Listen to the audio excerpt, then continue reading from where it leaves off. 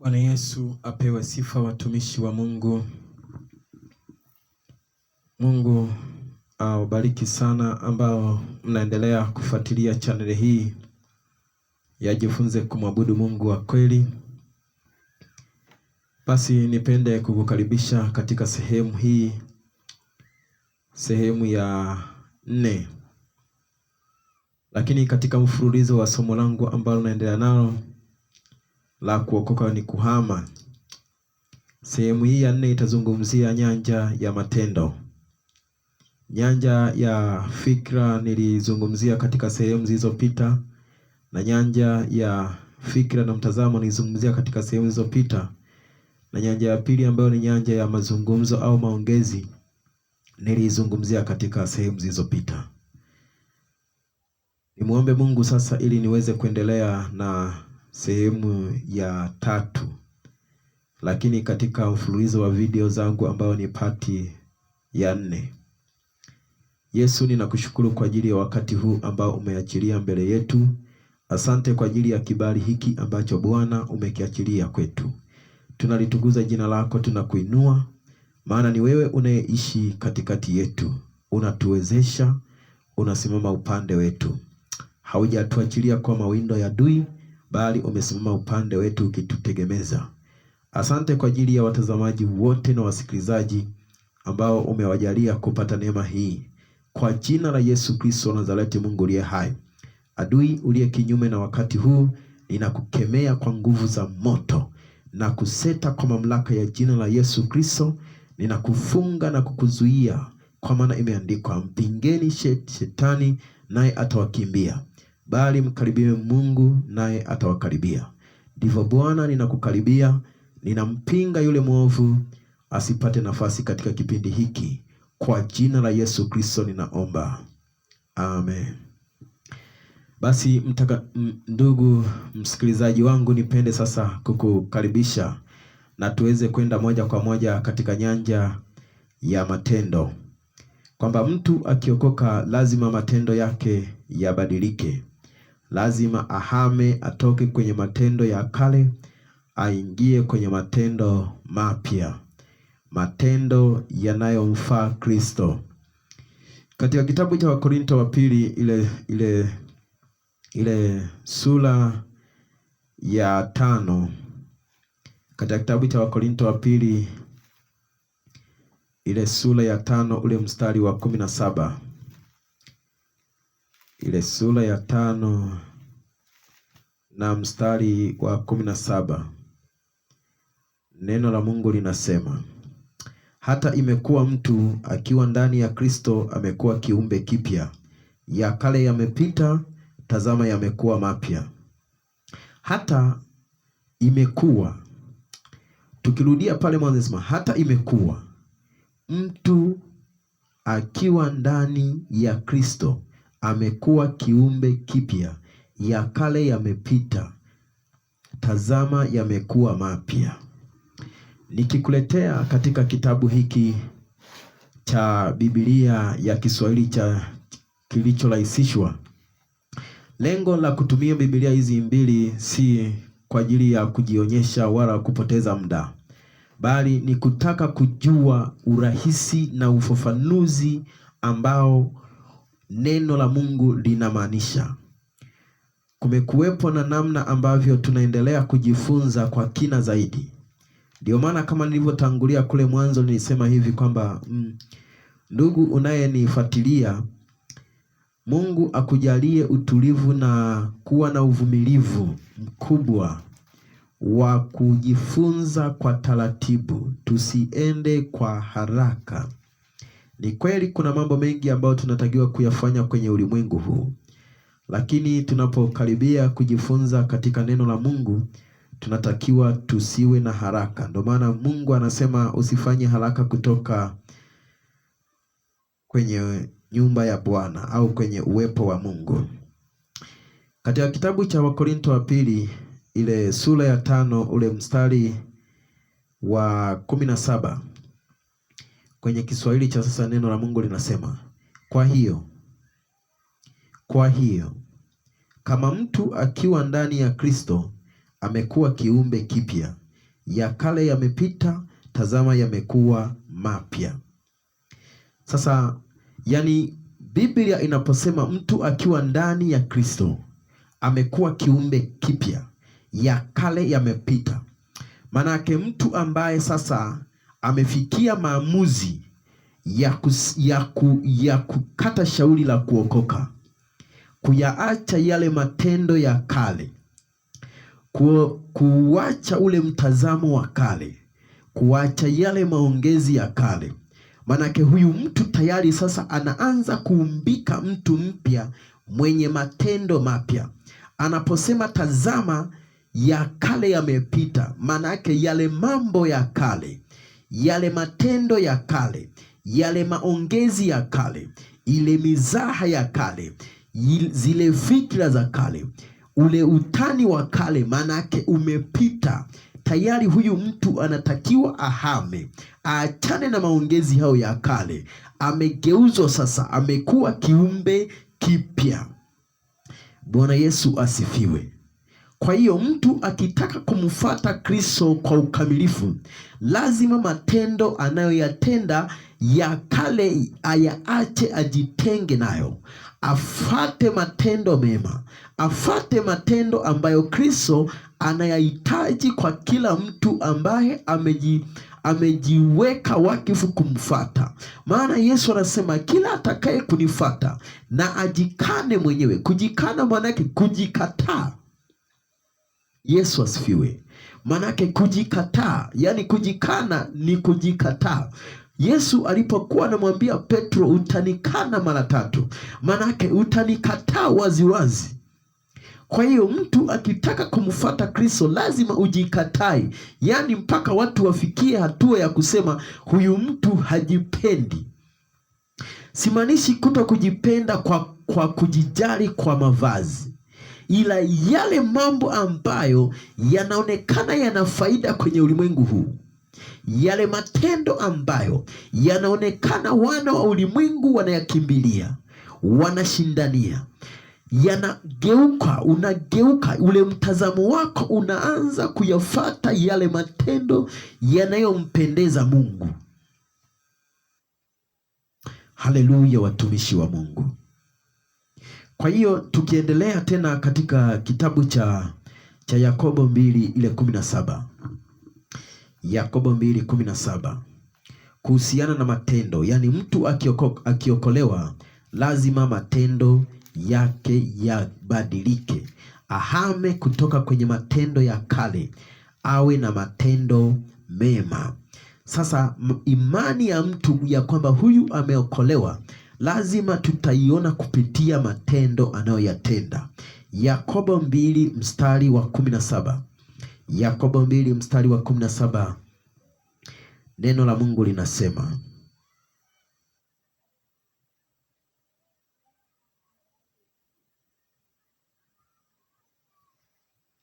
ile 17, neno la Mungu linasema, vivyo hivyo imani peke yake kama haikuambatana na matendo imekufa. Vivyo hivyo imani peke yake, kama hii imani haikuambatana na matendo, hii imani tunasema imekufa. Manake hakuna uhai. Na mtazamaji wangu na msikilizaji wangu, tukitaka kugundua kwamba huyu mtu yuko hai, lazima tutaona matendo. Cha kwanza, ukitaka kuprove kwamba huyu mtu amekufa au hajafa, utaanza kuangalia matendo yake. Kama matendo, mwili umetulia, hapumui, lile ni tendo. Hatikisiki, mapigo ya moyo hayaonekani, tayari tunaanza kusema huyu mtu yamkini amekufa. Kama ni kuanza kufuatilia vipimo vya kitabibu, tutaanza kuvifuatilia. Sasa tukigeuka kwenye upande wa imani, ya kwamba mtu huyu tutaaminije kwamba huyu ana imani? Kama hatutaona matendo mema, hatutaona matendo yenye imani, hatutaona matendo ya kumtegemea Mungu, tunatarajia huyu mtu, lazima tuanze kuhisi huyu mtu amekufa. Manake hana imani. hawezi akamtegemea Mungu kama hatuoni matendo ya kumtegemea Mungu. Hawezi akasema tu kwa kinywa. Hapo inaendelea inasema hivi, lakini mtu mwingine atasema, wewe unayo imani, mimi ninayo matendo. Nionyeshe imani yako pasipo matendo, nami nitakuonyesha imani yangu kwa matendo. Watu wawili hapa wanazungumza. Mwingine anasema tu kupitia kinywa chake, mimi Bwana ninamwamini Mungu. Lakini mwingine anasema mimi sipotezi muda wa kukuonyesha, ni wewe tu utaona matendo yangu. Yale nitakayokuwa ninayatenda, hayo ndio utagundua kwamba mimi ninamwamini Mungu. Kwa hiyo dunia sasa hivi inahitaji watu ambao wamejitoa kwa ajili ya kutenda matendo mema. Tuifundishe dunia kwa matendo mema. Tufanye yale matendo ambayo yanampendeza Mungu. Matendo mema ni yale matendo ambayo ni yale matendo ambayo tukiyatenda atakayetukuzwa ni Mungu. Tukienda tofauti na hivyo, tutabaki tu tunasema tunayo imani, lakini matendo yetu hayawezi yakaugeuza ulimwengu. Kufikia hatua mpaka wakasema kwamba wale walioupindua ulimwengu wamefika na huku tena. Manake yale matendo waliokuwa wanayatenda wale mitume, wale wanafunzi wa Yesu, ilifikia hatua ikaonekana wanaupindua ulimwengu, wanaugeuza ulimwengu kutoka kwenye kuamini miungu, kutoka kwenye kuamini uganga na ushirikina, kutoka kwenye kuamini waaguzi, wakawa wanahubiri habari za kuokolewa, habari za ufufuo wa wafu, wakimdhihirisha Mungu kwa matendo. Ndiyo maana ikawajawa hofu, ikawaijia hofu kuu wale Wayahudi. Wakaanza kuzungumza kwamba wale watu walioupindua ulimwengu. Kwa hiyo sisi tuliookoka tukitaka tuugeuze ulimwengu, tuupindue ulimwengu, manake tubadilike matendo yetu yawe matendo mema ya kuwaelekeza watu namna ya kuenenda katika wokovu, ya kuenenda katika wokovu.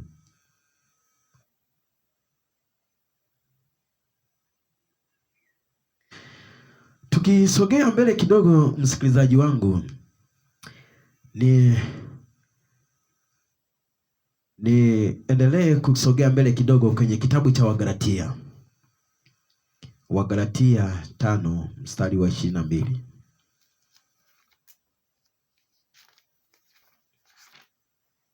Wagalatia 5:22.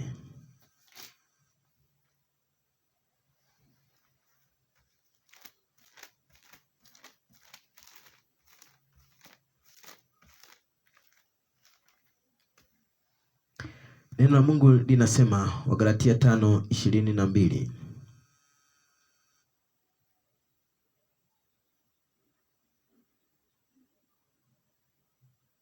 Basi tuanzie ile 19. Neno la Mungu linasema, basi matendo ya mwili ni dhahiri, ndiyo haya: uasherati, uchafu, ufisadi, faraka, uzushi, husda, ulevi, ulafi na mambo yanayofanana na hayo. Katika hayo nawaambia mapema, kama nilivyokwisha kuwaambia, ya kwamba watu watendao mambo ya jinsi hiyo hawataurithi ufalme wa Mungu.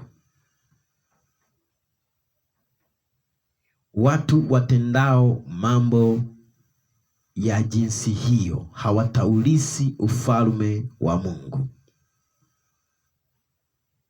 Kwa hiyo kuokoka lazima tuyaepuke matendo kama hayo ambayo nimetangulia kuyasema.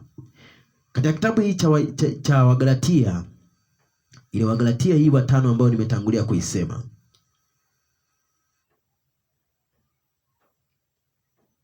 Nikiruka nikasogea ule mstari wa 22, neno la Mungu linasema, lakini tunda la Roho ni upendo, furaha, amani, uvumilivu, utu wema, fadhili, uaminifu, upole, kiasi. Juu ya mambo kama hayo hakuna sheria. Sasa matendo tunayoyazungumzia ni matendo haya ambayo yamebainishwa katika Wagalatia ile 5:22. Anasema lakini tunda la Roho ni upole. Kumbe matendo ambayo tunatarajia kuyaona kwa mtu ambaye anakiri kuokoka, cha kwanza lazima tuone upole ndani yake. Na huu upole sio upole wa kuona udhalimu unatendeka huyu mtu akae kimya. Upole tunaozungumza ni upole wa kuonea watu wengine huruma wanapoingia katika matatizo, wanapoiacha njia ile njia ya kweli. Lazima tuchukue hatua za kuwaeleza kwa upole ya kwamba njia muiendeayo ni njia ya upotevu, ni njia ya uharibifu, ni njia ya majuto huko mbele mwendako. Tukisogea inasema tena furaha, kwamba mtu akiokolewa lazima tutaona furaha ndani yake. Ile furaha si furaha ya kufurahia udhalimu wa kwenye ulimwengu huu, si furaha ya kujifurahisha kwenye dunia hii ambayo inapita. Ni furaha kwa ajili ya kuyatenda mapenzi ya Mungu. Yaani huyu mtu itaonekana furaha ya ajabu ndani yake, ambayo hata wana wa ulimwengu wao watahisi huyu mtu ni mpweke, watahisi huyu mtu hana la kufanya, huyu mtu ni mpweke, ni mkimya, amezongwa, ana mambo, yawezekana ana misiba, yawezekana kuna dhoruba inamfuatilia. Lakini mtu akiokolewa tayari ndani yake anajazwa furaha isiyopimika. Amani, lazima tutaona amani, amani ya kuishi na kila mtu, amani ya kuwafanya watu wengine waishi kwa amani. Ni ajabu mtu aliyeokoka kuwa chanzo cha kuvuruga amani, kuanzia ngazi ya familia mpaka ngazi ya taifa. Kwa hiyo sisi ambao tunakiri kuokoka, sisi ambao tunakiri kumfuata Kristo, Kristo alisema amani yangu nawapa, na amani hii niwapayo si kama ulimwengu utoavyo. Manake amani ambayo wana wa Mungu tunatakiwa kuifuata ni ile amani ya kuyatenda mapenzi ya Mungu na si kuvumilia uovu. Pale tunapoona kuna uovu, lazima tusimame kuiambia dunia ya kwamba hapa dunia imeenda kuharibika, ya kwamba hapa wewe mtu kama ni mwenye mamlaka anaenda kuharibikiwa. Lazima tusimame kupinga uovu na tuitangaze amani halisi na furaha halisi. Uvumilivu, tendo lazima tuone uvumilivu. Mtu akiokolewa lazima ajifunze kuvumilia kwa nyakati zote, kwa majira yote, kwa nyakati za kuuziwa, kwa nyakati za kudharauliwa, kwa nyakati za kushushwa, kwa nyakati za magumu, kwa nyakati za mateso. Kwa nyakati zote mtu akimkiri Kristo, akisema ameamua kumfuata Yesu, lazima awe na tunda la uvumilivu. Na safari tulio nao ya kuelekea mbingu ni uvumilivu. Pasipo uvumilivu, hata kama utaanza vyema, hata kama utaanza vizuri, lakini kama mtu hatafika hatua ya kuvumilia, ya kujibana, ya kuyaacha matendo maovu na kuvumilia, kujizuia, kuishi kwa uvumilivu, ndiko kunatupeleka kwenye kusudi la kuyafikia mapenzi ya Mungu. Pasipo uvumilivu, mtu hawezi akashinda kwenye dunia iliyojaa mitego ya dhambi kila tunapopita. Kwa hiyo uvumilivu ni ngao kubwa kwa mtu ambaye anakiri kuokolewa, anakiri kumfuata Kristo. Lazima tujifunze kuvumilia, watumishi wa Mungu. Haijalishi unapita kwenye nyakati ambazo umebaki peke yako. Haijalishi unapita kwenye nyakati za huduma ambapo kila mtu haoni unachokifanya. Sasa uvumilivu ndio unatengeneza utumishi. Uvumilivu ndio unatengeneza wokovu ndani yako, udumu. Na uvumilivu ndio utakayemfanya kila mtu aweze kumwona Mungu. Bila uvumilivu hakuna kitazaliwa katika maisha ya muamini. Bila uvumilivu hakuna ambacho kitazaliwa. Kwa hiyo watumishi wote ambao wanamtumainia Mungu, ukiokolewa lazima ujifunze kuvumilia. Ndio maana walio wengi waliposhindwa kuvumilia walirudi nyuma, kwa sababu uvumilivu ndani yao haukuumbika. Lazima uumbike uvumilivu, iumbike subira, utu wema. Utu maana yake ni kutenda matendo mema, kuwatendea watu wengine haki. Unapotenda haki, maana yake wewe umeonyesha utu, tena utu wema. Wema ni kuwatendea wengine matendo mazuri, matendo ambayo hayawapeleki kwenye majuto, hayawapeleki kwenye mauti.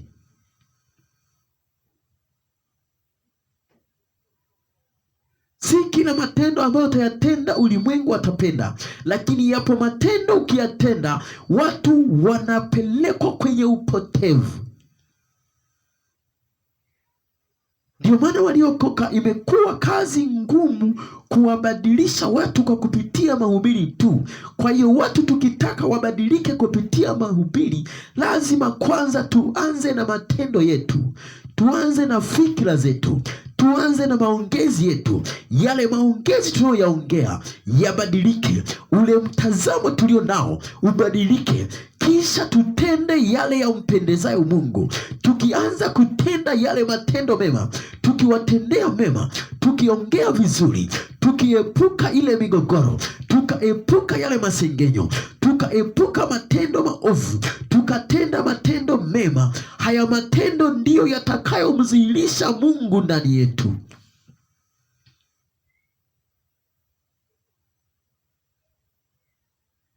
Fadhili, uaminifu. Watumishi wa Mungu, kuokoka lazima ujengwe kitu cha kuwafadhili wengine, kitu cha uaminifu. Uwe mwaminifu.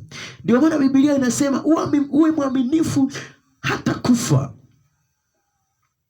Kuwa mwaminifu maana yake ifike hatua unaona kabisa kwamba hapa sioni njia. Yamkini umeaminiwa kwenye kampuni, yamkini umeaminiwa kwenye taasisi, umepewa mamlaka ya kuhudumia watu. Uaminifu unatakiwa. Uaminifu. Watu wanaingia makanisani sio waaminifu, wanajitahidi tu uaminifu wakiwa madhabahuni, lakini wanapotoka nje hawaaminiki hata kwenye taasisi, hawaaminiki hata kwenye taasisi wanazofanya kazi, hata kwenye ofisi wanazotumika kule hawaaminiki tena. Hawezi wakaagizwa chochote, hawezi wakaagizwa. Kwa hiyo sisi tuliokoka lazima tujifunze kuwa waaminifu.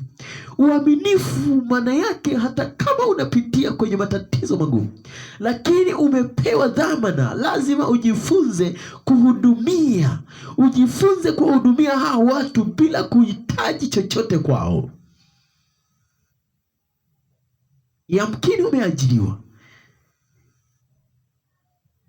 watu wanahitaji msaada kwako, pengine msaada huu ni wa bure, lakini kwa sababu umeshika nyadhifa fulani, umeshikilia wazifa fulani, watu unawahitaji mpaka unawadai pesa, wewe sio mwaminifu. Uaminifu ni kusimamia mapenzi mema, ni kusimamia haki yote, pamoja na kwamba una nafasi ya kuwadai watu vitu, lakini kwa sababu wewe umeokoka, lazima ujifunze kuishi kwa uaminifu.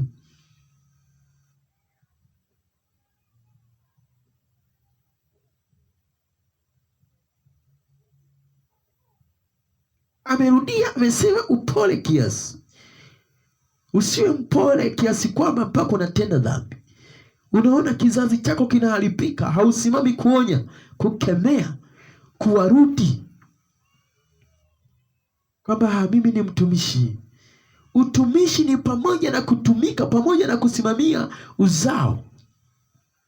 Na hili watumishi wa Mungu, nipende kuambia na nipende kusema kwamba watu waliokoka imefikia hatua tumejisahau kupita maelezo, mpaka kizazi cha waliokoka hakitamaniki tena, hatukisimamii ipasavyo. Kwa hiyo watumishi wa Mungu, ni kusihi, lazima ujifunze upole kiasi.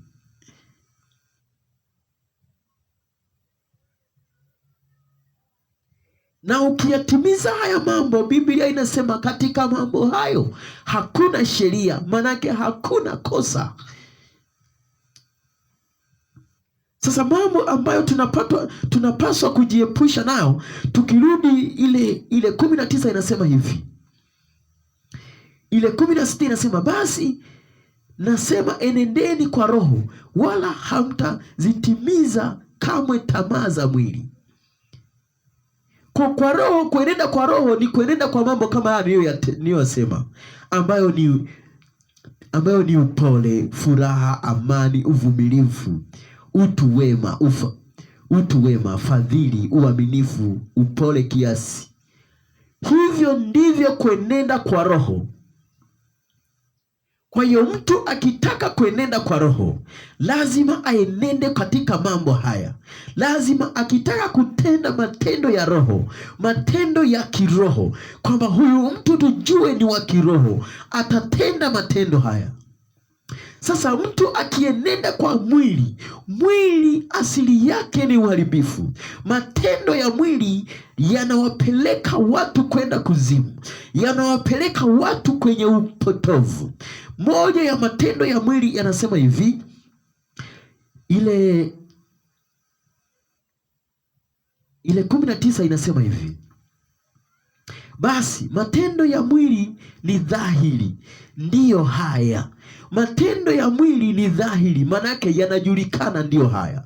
Cha kwanza ni uasherati, uchafu, ufisadi, ibada ya sanamu, uchawi, uadui, ugomvi, wivu, hasira, fitina, faraka, uzushi, husuda, ulevi. Ni matendo ya mwili: ulevi wa pombe, ulafi na mambo yanayofanana na hayo. Katika hayo nawaambia mapema, kama nilivyokwisha kuambia, ya kwamba watu watendao mambo ya jinsi hiyo hawataurithi ufalme wa Mungu. Kwamba hayo matendo niliyoyataja, mtu akiendelea kuyatenda hayo matendo, huyu anaenenda katika mwili. Manake huyu japokuwa anaingia kanisani, hakuna tumaini la kuona ufalme wa Mungu. Hakuna tumaini la kuona ufalme wa Mungu. Hakuna tumaini la kuona ufalme wa Mungu kwa mtu atendaye matendo ya jinsi hiyo.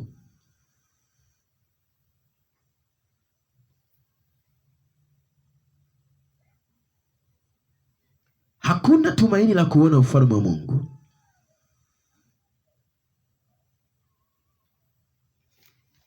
Kwa hiyo mtu akitaka kumpendeza Mungu, akitaka kutenda matendo mema, lazima ajiepushe na haya matendo. Lazima ajiepushe na haya matendo. Ni jambo la ajabu, ni jambo la kutisha na ni la ajabu. Makanisa mengi yanaruhusu watu kuingia wamelewa, lakini Biblia inasema watu watendao matendo kama hayo wasiutumainie ufalme wa Mungu. Mtazamaji wangu na msikilizaji wangu, Mungu aendelee kukubariki na kukutia nguvu, na uendelee kunifuatilia. Ndo nimeanza tu kuchambua matendo, yaani hapa ndo nimeanza mwanzo wa kuyachambua matendo. Kwenye sehemu hii ya 4A ninaandaa tena sehemu nyingine ya 4B ambayo nitayachambua sasa yale matendo ya mwili kwa kina zaidi. Kwa hiyo endelea kunifuatilia kwa ukaribu zaidi. Tuyachambue hayo matendo ya mwili.